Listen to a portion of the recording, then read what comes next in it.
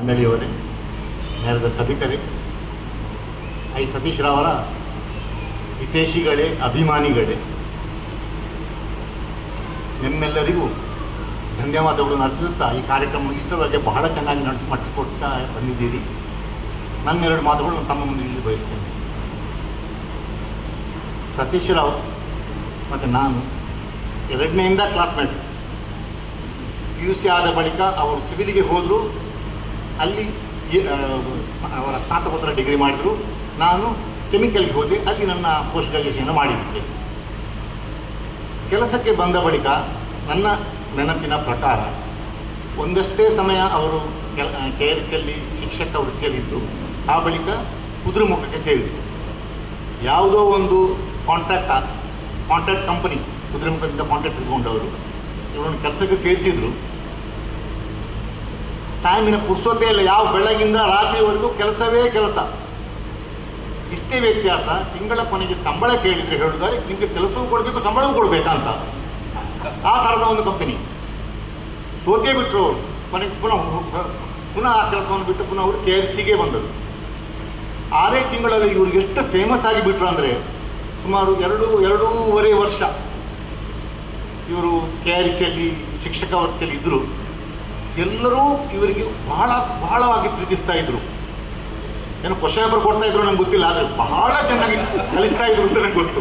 ಇದು ಗ್ಯಾರಂಟಿ. ಇದು ಈಗಲೂ ಹೇಳ್ತಾರೆ ಜನ, ಈಗಲೂ ಅವರು ನೆನಪಿಸ್ತಾರೆ. ಅಲ್ಲಿಯ ಆ ಸ್ಟಾಫ್ ಎಲ್ಲ ಅಷ್ಟು ಒಳ್ಳೆಯಾಗಿ ಅವರು ಹೆಸರು ಮಾಡಿದ್ದಾರೆ.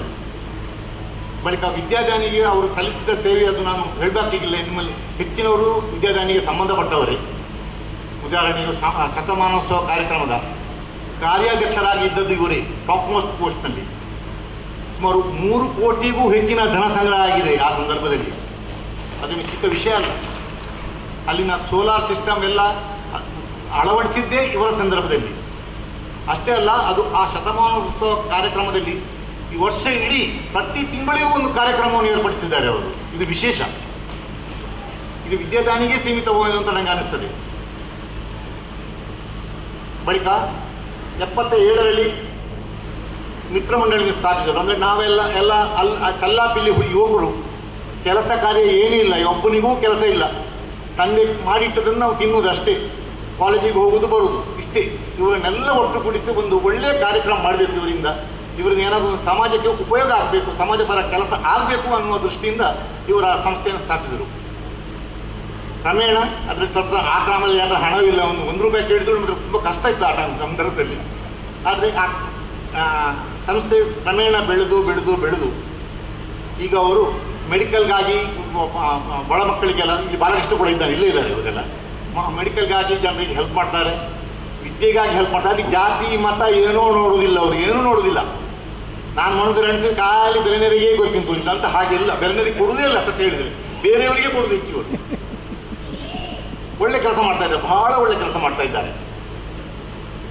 ನಮ್ಮ ವಿದ್ಯಾ ಮಹಾಲಿಂಗೇಶ್ವರದ ದೇವಸ್ಥಾನದ ಬ್ರಹ್ಮಕಲಶದಲ್ಲೂ ಆ ಫೆಸ್ಟಿವಲಿಗೆ ನನ್ನನ್ನು ಪರಿಚಯಿಸಿದ್ದು ಸತೀಶ್ ರಾವ್ ಅವರು. ನೀನು ಬರಲೇಬೇಕು ಅಂತ ಹೇಳಿ. ನನಗೆ ಆ ಸಂದರ್ಭದಲ್ಲಿ ಬರಲಿಕ್ಕೆ ಸ್ವಲ್ಪ ಕಷ್ಟ ಇತ್ತು, ನಾನು ಬೇರೆ ಏನೋ ಕೆಲಸದಲ್ಲಿದ್ದೆ. ಆದರೂ ನೀನು ಬರಲೇಬೇಕು ಅಂತ ಹೇಳಿ ನಾನು ಒತ್ತಾಯ ಮಾಡಿ ಬರೆಸಿದ್ದು ಅವರು. ಸ್ವಲ್ಪ ಡೊನೇಷನ್ ಕೊಟ್ಟಿದ್ದೀನಿ, ಅದು ಪ್ರಶ್ನೆ ಬೇರೆ. ಆದರೆ ಖಂಡಿತಕ್ಕೂ ಅವರೊಂದಿಗೆ ನನ್ನ ಬೇರೆ ಒಂದು ಅವಕಾಶ ಮಾಡಿಕೊಟ್ಟಿದ್ದಾರೆ ಅವರು. ಹೇಳಲಿಕ್ಕೆ ತುಂಬ ಇದೆ. ಅವರು ಮುಖ್ಯವಾಗಿ ವಿಶೇಷವಾದ ವಿಜ್ಞಾನ, ಈ ಪ್ರಾಣಿಕ್, ಈ ಸಂಖ್ಯಾಶಾಸ್ತ್ರ, ಇನ್ನೂ ಏನೋ ಉಂಟು, ಎಲ್ಲ ವಿಚಿತ್ರ ಹೆಸರುಗಳಿದ್ದಾವೆ. ಆ ಎಲ್ಲ ಶಾಸ್ತ್ರಗಳ ಮಾಸ್ಟರ್ ಅವರು. ವಿಶೇಷ ಅಂದರೆ ಇವರು ಇದನ್ನು ಕಲಿತಾರೆ, ಮತ್ತು ಇವರಿಗೆ ಡೌಟ್ ಇದು ಸತ್ಯವ ಅಂತ. ಅವರು ತಮ್ಮ ಮೇಲೆ ಇದನ್ನು ಪ್ರಯೋಗಿಸ್ತಾರೆ. ಅದು ಪ್ರಯೋಗಿಸಿ ಅದು ಪಾಸಿಟಿವ್ ರಿಸಲ್ಟ್ ಬಂದರೆ ಮಾತ್ರ ಅವರು ಬಾಕಿ ಜನರಿಗೆ ಹೇಳ್ತಾರೆ.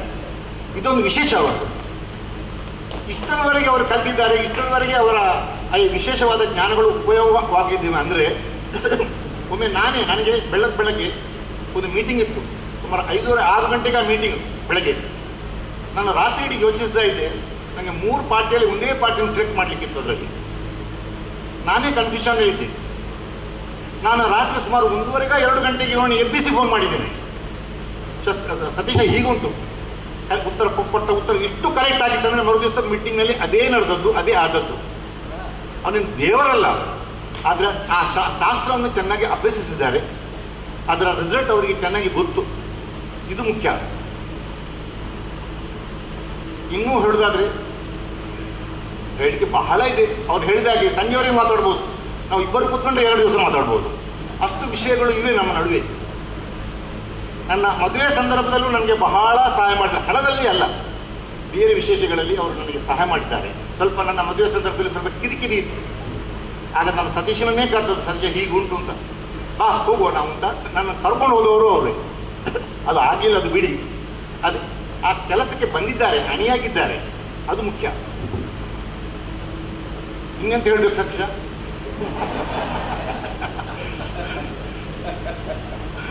ಅಂತ ನನಗೆ ಬಹಳ ಖುಷಿ ಆಗ್ತದೆ. ನಾನು ಸತ್ಯ ಹೇಳೋದಾದ್ರೆ ಇವತ್ತಿನ ಈ ಕಾರ್ಯಕ್ರಮಕ್ಕೆ ಮುಖ್ಯ ಅತಿಥಿಯಾಗಿ ಬಂದುದು ನನಗೆ ಖಾಲಿ ಸಂತೋಷವನ್ನು ಕೊಟ್ಟದಲ್ಲ, ನನಗೆ ಹೆಮ್ಮೆಯನ್ನು ಕೊಟ್ಟಿದೆ. ನಾನು ಸತೀಶ್ ರಾವ್ನ ಕ್ಲಾಸ್ಮೇಟು ಅಂತ, ಅದು ಮುಖ್ಯ.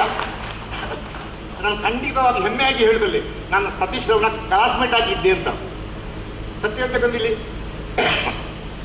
ಸುರತ್ಕಲ್ನ ಹೆಸರು ತೆಗೆದಾಗ ಸತೀಶ್ ರಾವ್ ಅಂದಾರು ವ್ಯಾಲ್ಯೂರತ್ತೆ ಗೊತ್ತು ನಿಮ್ಗೆ, ಅವ್ರ ತೊಂದರೆ ಇದ್ದು ಅಂತ ಹೇಳ್ತಾರೆ. ಅಂದರೆ ಅಷ್ಟು ಫೇಮಸ್ ಇವರು ಇಲ್ಲಿ ಸಿವಿಲ್ ಇಂಜಿನಿಯರಿಂಗ್ ಅಂತಲೂ ವ್ಯಾಲ್ಯೂವರ್ ಆಗಿ ಹೆಚ್ಚು ಫೇಮಸ್ ಆಗಿದ್ದಾರೆ ಅಂತ ಅನಿಸ್ತದೆ ನನಗೆ. ಹಲವಾರು ಕಟ್ಟಡಗಳನ್ನು ಕಟ್ಟಿದ್ದಾರೆ, 100 ಕಟ್ಟಡಗಳನ್ನು ಕಟ್ಟಿದ್ದಾರೆ.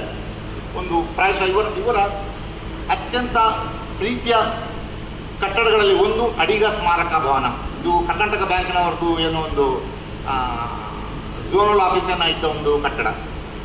ಹಾಗೆ ಇನ್ನೊಂದು ಕಾರ್ಪೊರೇಷನ್ ಬ್ಯಾಂಕಿನವ್ರದ್ದು, ಅದು ಟ್ರೈನಿಂಗ್ ಇನ್ಸ್ಟಿಟ್ಯೂಟ್ ಆಗಿ ಚಿಕ್ಕಮಗಳೂರಲ್ಲಿ ಮಾಡಿದ ಒಂದು ಕಟ್ಟಡ. ಅವರೇ ಹೇಳುವ ಹಾಗೆ ಇದು ಅವರ ಅತ್ಯಂತ ಪ್ರೀತಿಯ 2 ವಿನ್ಯಾಸಗಳು. ಮಾಡಲಿಕ್ಕೆ ವಿನ್ಯಾಸ 100 ಮಾಡಿದ್ದಾರೆ, ಆದರೆ ಇದೆರಡು ಅವರಿಗೆ ಅತ್ಯಂತ ಸುಖ ಕೊಟ್ಟ, ಅತ್ಯಂತ ಖುಷಿ ಕೊಟ್ಟ 2 ಕಟ್ಟಡಗಳು. ಇಂಥ ಕಟ್ಟಡಗಳು ಬೇಕಾದಷ್ಟು ಆಗಲಿ, 100 ಆಗಲಿ, ಮುಂದಿನ ಜೀವನ ಇವರ ಕಟ್ಟಡಕ್ಕಿಂತಲೂ ಮಿಗಿಲಾಗಿ ಹೋಗಲಿ. ಇವರಿಗೆ ದೇವರು ಆಯುರಾರೋಗ್ಯ, ಐಶ್ವರ್ಯ, ಸಂಪತ್ತು ಕೊಟ್ಟು ಇವರಿಂದ ಇನ್ನಷ್ಟು ಸಮಾಜಪರ ಕೆಲಸ ಆಗುವ ಹಾಗೆ ಮಾಡಲಿ ಅಂತ ಹಾರೈಸ್ತಾ ಇಲ್ಲಿಗೆ ಮುಗಿಸ್ತೇವೆ.